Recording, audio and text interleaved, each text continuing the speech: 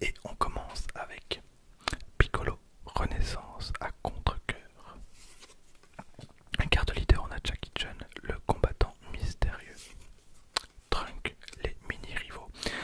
Et en fait, un truc propre à cette extension là, c'est que certaines cartes sont un petit peu combinées. Donc si on trouve le doublon, je vous montrerai un petit peu ce que ça donne. Mais voilà, je trouvais ça un petit peu sympa. Donc on a Sangohan au paroxysme de sa force, donc une carte super combo, la super combo bleue de cette extension. Yakon, le fil du rasoir. Sangoku, futur grand combattant, donc là on a la super combo jaune. Jotsu, partenaire fidèle. Joju aguerri. Tabra, duo obscur. Kylian, force monstrueuse. Puis, valet du sorcier. Puis, valet du sorcier. Et derrière on a une SR, donc quand même on a un Sangoku, victoire inflexible. Bon, que j'avais déjà de toute façon, mais c'est quand même une carte qui est très jolie. Donc regardez, hop, elle est vraiment sympa. Donc Sangoku, victoire inflexible. Sangoku, victoire inflexible. Qu'on va directement mettre sous pochette quand même. Parce que c'est quand même une jolie carte. Et une SR, c'est quand même assez sympa. Hop. Voilà pour ce petit Sangoku, victoire inflexible. Ok, donc c'est un booster quand même assez cool, hein, vraiment. J'aurais pu avoir une rare. Et on enchaîne avec un booster de la BT4, donc de Colossal Warfare. C'est une des seules éditions que j'ai vraiment à fond, mais vraiment à fond. J'ai même toutes les foils de cette extension. Donc je suis un petit peu déçu. J'aurais vraiment aimé avoir un autre booster à la place d'une autre extension, mais bon, ça évidemment je ne pouvais pas deviner. Mais j'ai jamais vraiment eu beaucoup de chance avec Dragon Ball. Je pense que vous commencez à le comprendre. Tac. Hop, alors. Ah oui, c'est vrai, l'ère de Baby. Alors, petite parenthèse, je ne sais pas si vous avez vu le trailer du nouveau personnage de Dragon Ball Fighters. Mais je suis assez content du coup qu'ils aient mis Baby Vegeta, donc Baby Vegeta. Mais le mieux, vraiment le mieux, c'est l'annonce à la toute fin de Gogeta Super Saiyan 4. Moi qui suis assez fan de Dragon Ball GT, je suis vraiment super content. Alors autant Baby, bon je suis content mais sans plus, autant Gogeta 4, c'est incroyable. Je suis vraiment refait.